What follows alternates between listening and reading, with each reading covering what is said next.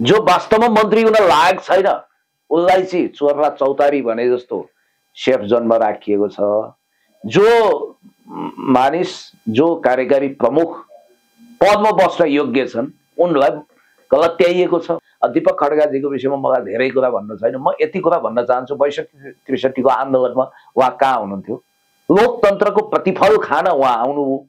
यो एउटा बिचौलिया कन्फ्लिक्ट अफ इन्ट्रेस्ट वाला मन्त्री जो आफै हाइड्रो पावरको मालिक हुन्, जो भ्रिकुटी मण्डपको जग्गा प्रकरणमा पनि उता स्काउटको जग्गा प्रकरणमा पनि जोडिएका छन्, अनगिन्ती विवादहरूबाट घेरिएका र राष्ट्रियताको मामिलामा पनि बहुत घटिया अभिव्यक्ति दिने मन्त्रीकोलाई जो बर्खास्तगी हुन योग्य छन् उनको इशारामा उनको लेडे डिपीमा कुलमान घिसिङलाई बर्खास्तगी नगरी नहुने कारण चाहिँ के पर्यो होला? जतिखेर बिजुली बत्ती आएको कुरा समाचार बन्थ्यो, नेपाल अन्धकारमा डुबेको थियो, गुड म्यानेजरियल स्किल देखाएर चुआउट अन्त्य गरेर नेपालमा ग्रामीण विद्युतीकरणलाई व्यवस्थित गर्ने श्रेय एज अ कार्यकारी प्रमुख कुलमान घिसिङजीलाई जान्छ र उहाँलाई एकचोटि फेरि उहाँका अधुरा मिसनहरू फत्ते गर्नको निम्ति फेरि मौका दिउँ। उहाँको विशेषता के भने जो संस्थापन हुन्छ त्यहाँ घुस्रिहाल्ने, उसको प्यारो हुने, उहाँको कुनै राजनीतिक अनुभव योग्यता क्षमताले होइन र उहाँलाई ऊर्जा मन्त्रालय दिनु नै कन्फ्लिक्ट अफ इन्ट्रेस्ट वाला मन्त्रालय थियो।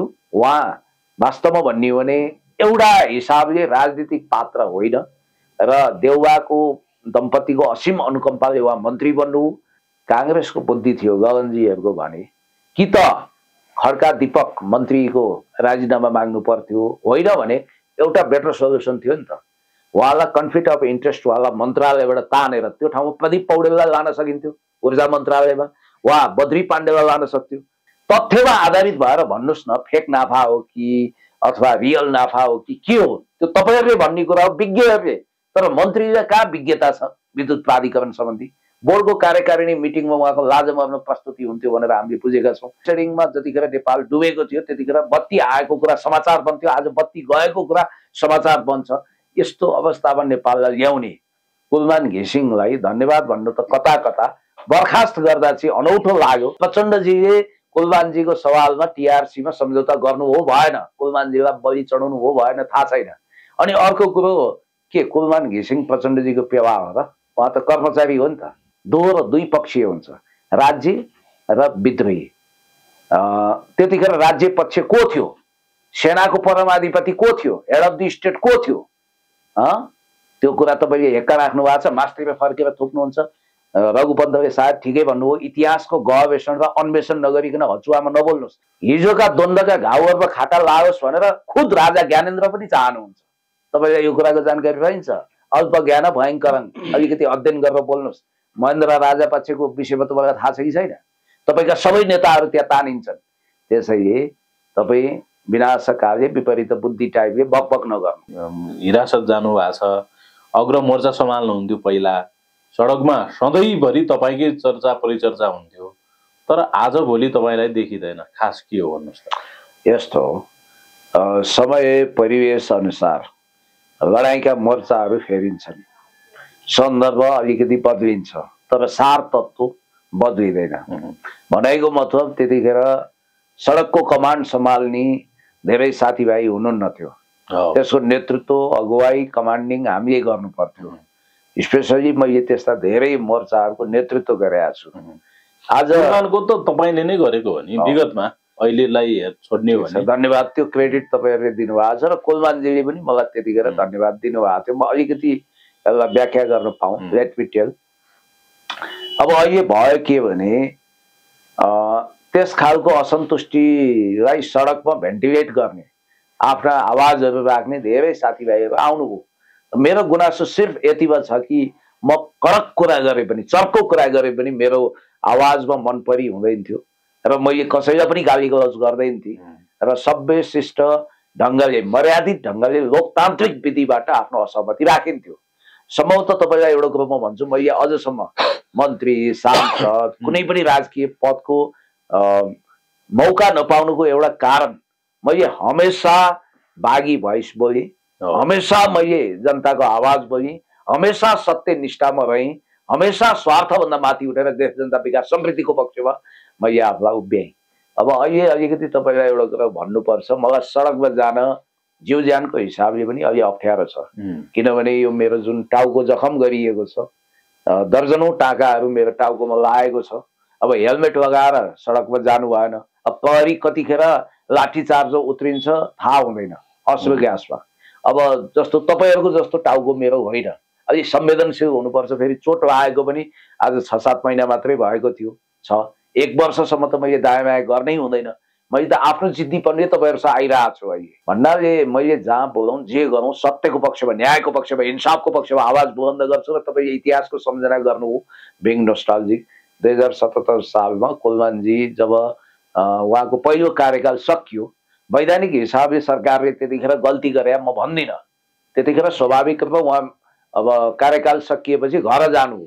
तर हामीले चित्त बुझाएनौँ। हामीले के भन्यौँ भने देशलाई लोड सेडिङको समुद्रबाट मुक्त गर्ने, जतिखेर बिजुली बत्ती आएको कुरा समाचार बन्थ्यो, नेपाल अन्धकारमा डुबेको थियो, गुड म्यानेजरियल स्किल देखाएर चुआउट अन्त्य गरेर नेपालमा ग्रामीण विद्युतीकरणलाई व्यवस्थित गर्ने श्रेय एज अ कार्यकारी प्रमुख कुलमान घिसिङजीलाई जान्छ। र उहाँलाई एकचोटि फेरि उहाँका अधुरा मिसनहरू फत्ते गर्नको निम्ति फेरि मौका दिउँ। किनभने उहाँले भूमिगत रूपमा विद्युतीकरण गर्ने होइन, अब अहिले तार लट्ठाहरूलाई भूमिगत रूपमा व्यवस्थित गर्ने मिसन अगाडि बढाउनु भएको थियो। त्यो काम उहाँको अधुरो थियो। त्यो अधुरो मिसन फत्ते गर्न दिउँ भनेर उहाँका धेरै यस्ता योजनाहरू थिए, त्यसलाई फत्ते गर्न दिउँ भनेर आवाज बुलन्द गरौँ।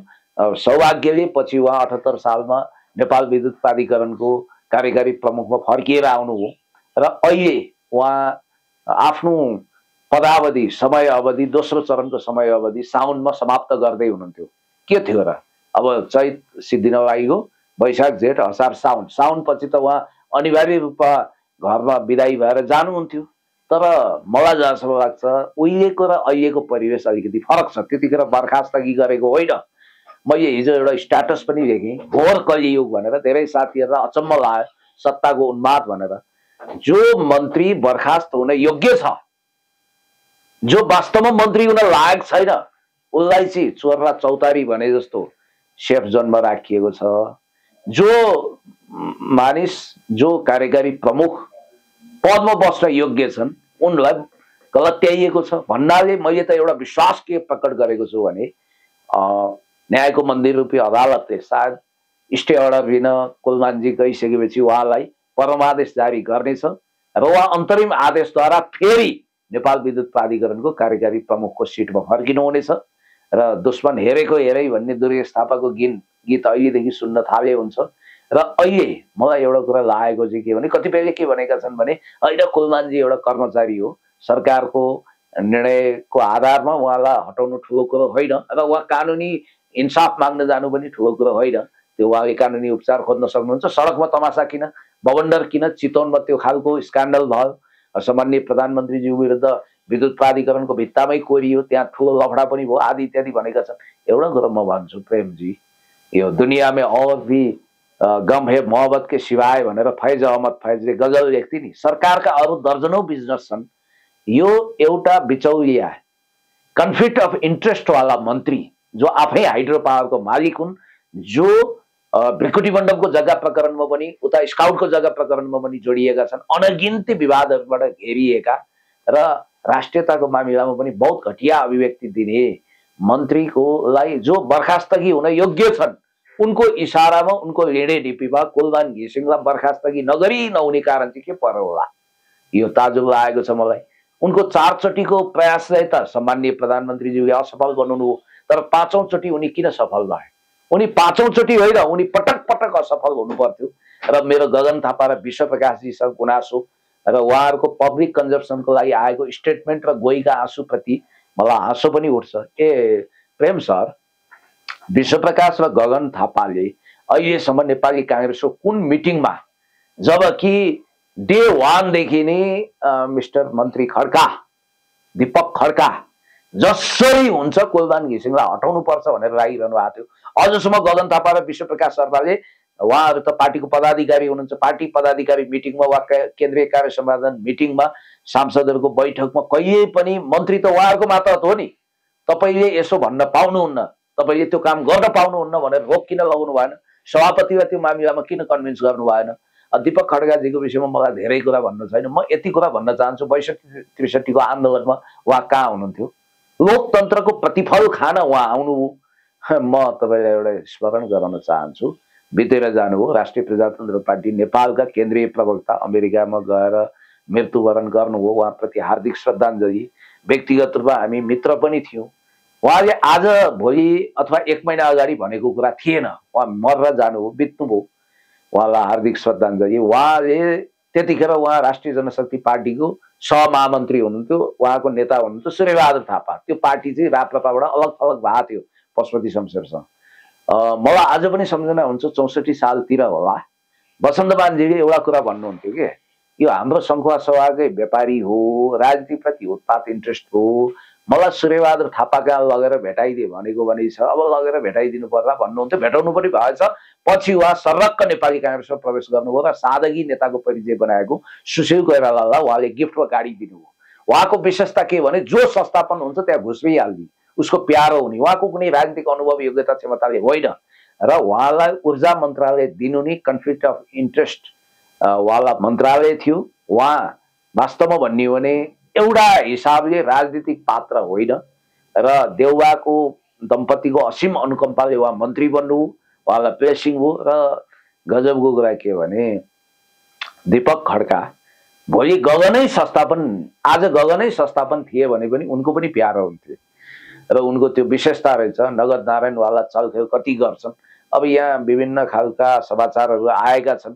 सुन्नमा आए अनुसार उनी अब विद्युत प्राधिकरण अन्तर्गत त अरबौंको ठेक्का हुन्छ, ठेक्का आफ्नो विशेष मानिसलाई दिलाउन चाहन्थे।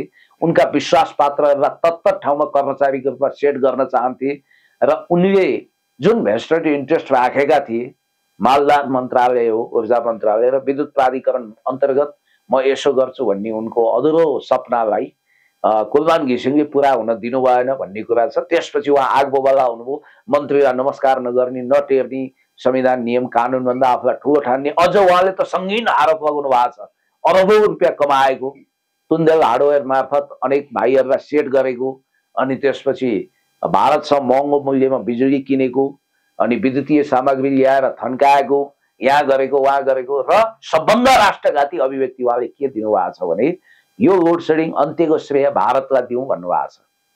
यो कुलमानजीले होइन, भारतले अन्त्य गरेको लोड सेडिङ भन्नुभएको छ। यति लाचार, यति निरीह, यति अभिवेकी खालको स्टेटमेन्ट दिने मन्त्रीलाई सम्माननीय प्रधानमन्त्रीले देन एन्ड देयर त्यही बेलामा इमिडिएट बर्खास्त गर्नु पर्थ्यो।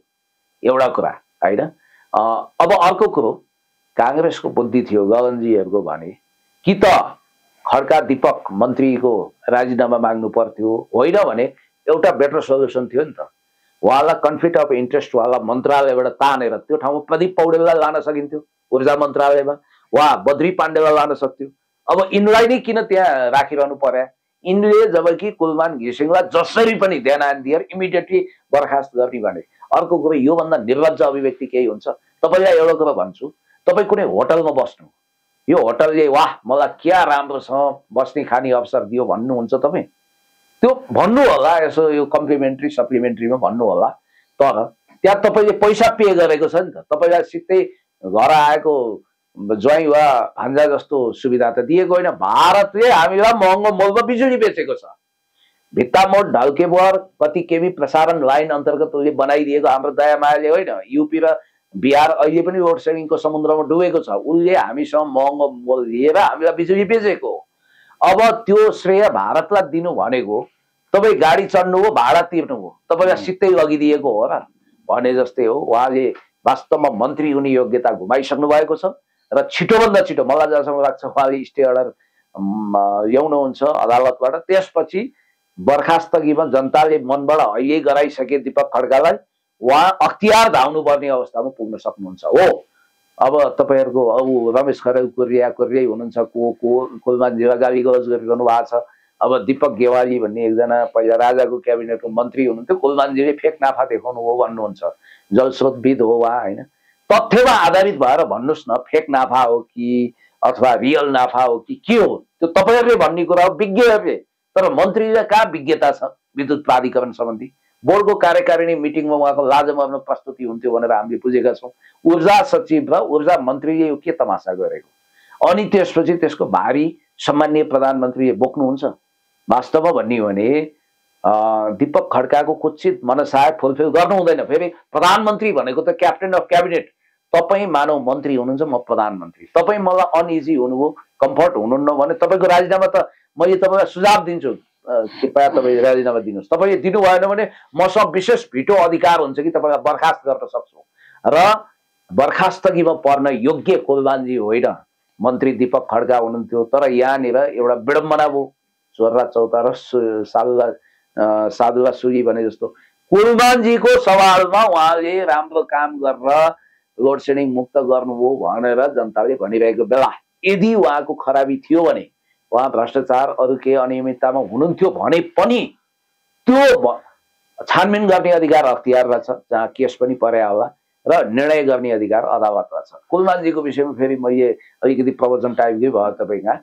म एउटा कुरा भन्छु, कुलमानजीसँग मेरो परिचय अहिलेको हो र मलाई पूर्व मन्त्री कमल चौधरीजी जो मेरो आफन्त पनि हुनुहुन्छ, 48 सालमा संयुक्त जनमोर्चा नेपालबाट उहाँ सांसद हुनुहुन्थ्यो, उहाँले सुनाउनुहुन्थ्यो कि कुलमानजीको बुवा जनमोर्चाको कार्यकर्ता हुनुहुँदो रहेछ पहिला। कुलमानजी इन्जिनियरिङको विद्यार्थी।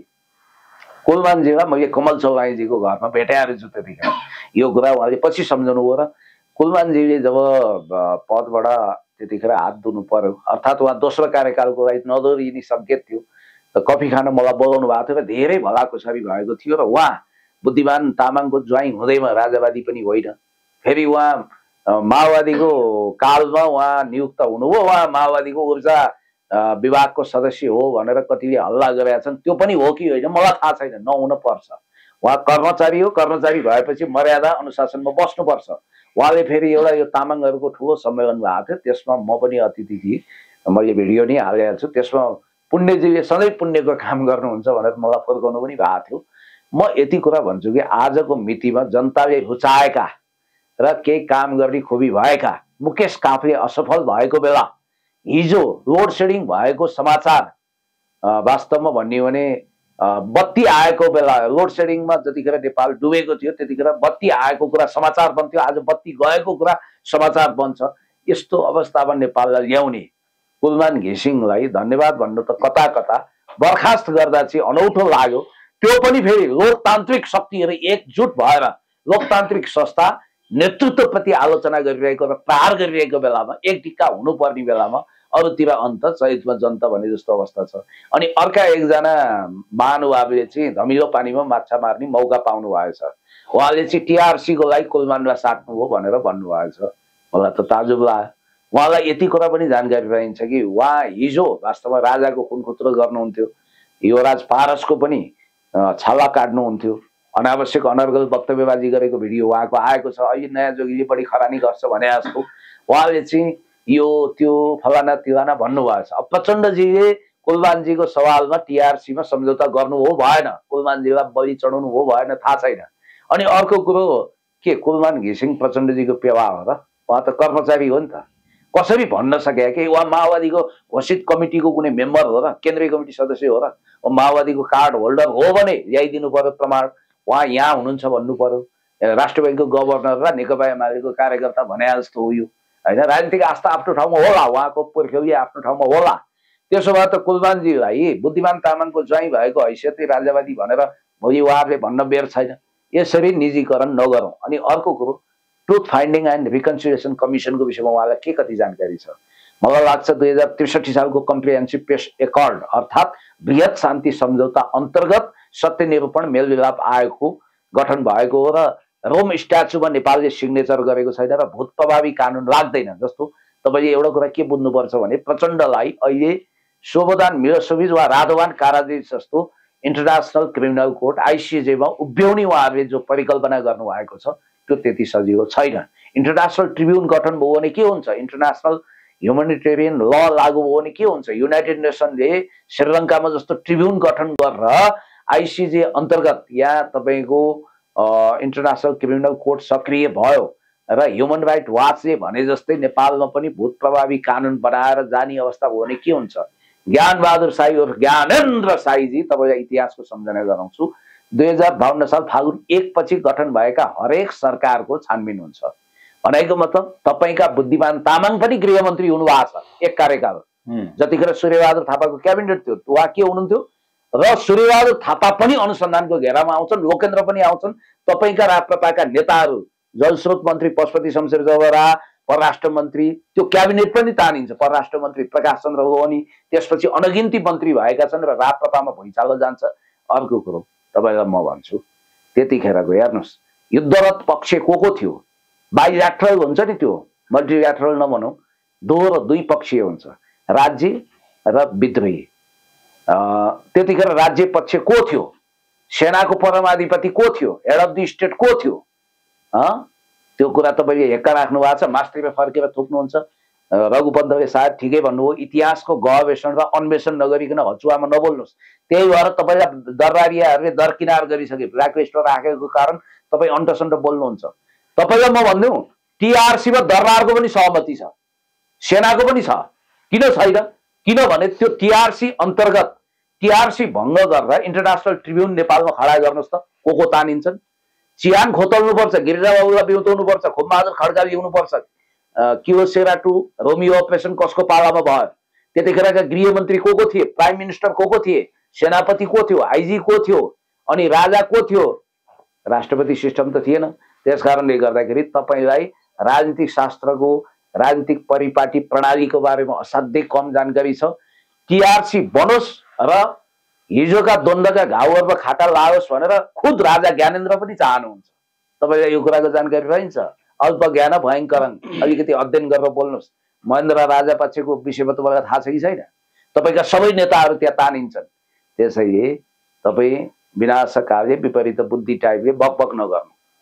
अब के हुन्छ अन्तिममा? अब यस्तो के हुन्छ भने सडकले नै सब कुरोको फाइनल त गर्दैन। अब हुन त कतिपय राजावादीहरू अहिले राजाको पक्षमा आन्दोलित भएका, आकर्षित भएको भिडलाई चाहिँ कुलमानको पक्षमा उतारेर राजावादी आक्रोशलाई मत्थर गरेर त्यहाँ मास कम भेला गर्ने खालको कन्स्पिरेसी हो यो। त्यही भएर बर्खास्त गरेको सेटिङमै भनिरहेछन्। यतिको कन्स्पिरेसी थ्योरीमा जाँदैन, मिटिङ सेटिङ डिजाइनिङमा अहिले हामी जाँदैनौँ।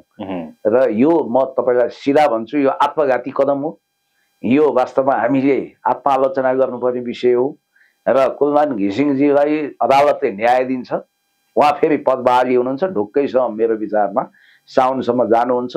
र अब गगनजीहरूको एउटा असाइनमेन्ट छ। अब नेपाली काङ्ग्रेसको मन्त्रीलाई कारबाही गर्ने हैसियत त हाम्रो छैन। क्याप्टेन अफ द क्याबिनेटको हैसियतले 4 चोटि जुन कुरा लत्याइयो, जस्तो रमेश लेखकले पनि त्यहाँ नोट अफ डिसेन्ट राखेको कुरा आयो क्याबिनेटमा। त्यति मात्रै होइन, हाम्रो उपप्रधानमन्त्री, माननीय उपप्रधानमन्त्री विष्णु पौडेलज्यूले, त्यसै गरी हाम्रो विद्या कमरेड हुनुहुन्छ, उहाँ शिक्षा मन्त्री हुनुहुन्छ, उहाँले पनि प्रतिकार गरेको हल्का भन्ने कुरा आयो। भनेको मतलब कुनै पनि विवेकशील नागरिकले अहिले लोकतन्त्रमाथि आगोमा पेट्रोल थप्न उद्यत भएकाहरूलाई मौका नदिने गरी यो असान्दर्भिक कुरा गर्नै हुँदैन थियो, जुन भइहाल्यो हुने हुनामी। अब यस्तो छ, सरकारले त चाह्यो भने अहिले पनि कुलमानजीलाई नि वास्तवमा पदस्थापना गर्न सक्छ नि त। हितेन्द्र देवजीले पदभार त ग्रहण गरिसक्नु भएको छैन। हितेन्द्र देव साक्यजीले फेरि उहाँलाई गाली गरेर के फाइदा छ? हितेन्द्र देवजी एउटा कर्मचारी हो, सरकारले नियुक्त गर्छ, उहाँ जानुहुन्छ, उहाँलाई गाली नगरौँ पहिलो कुरो। र कुलमानजीको हामीले देवत्वकरण गरेको होइन, उहाँ गुड म्यानेजरियल स्किल भएको, चुहावट नियन्त्रण गर्न सक्ने व्यक्ति हो। अब पहिला त अमनलाल बोधीजीले पनि बुझ्नु भएको थिएन, सिएफएल चिमको विषयमा, कमिसन तन्त्रको विषयमा उहाँले ठुलो वक्तव्यबाजी गर्नुभयो, आज युटर्न हुनुभएको छ। हामीले बज्रठिङ्गा अडान राखेको यही दुर्गा प्रसाईले पनि कुलमान घिसिङ र राजेन्द्र लिङ्गदेन मिलेर अरबौं रुपियाँ खाए भनेर एफसीसीको पैसा भनेर वक्तव्यबाजी गरेकै हो।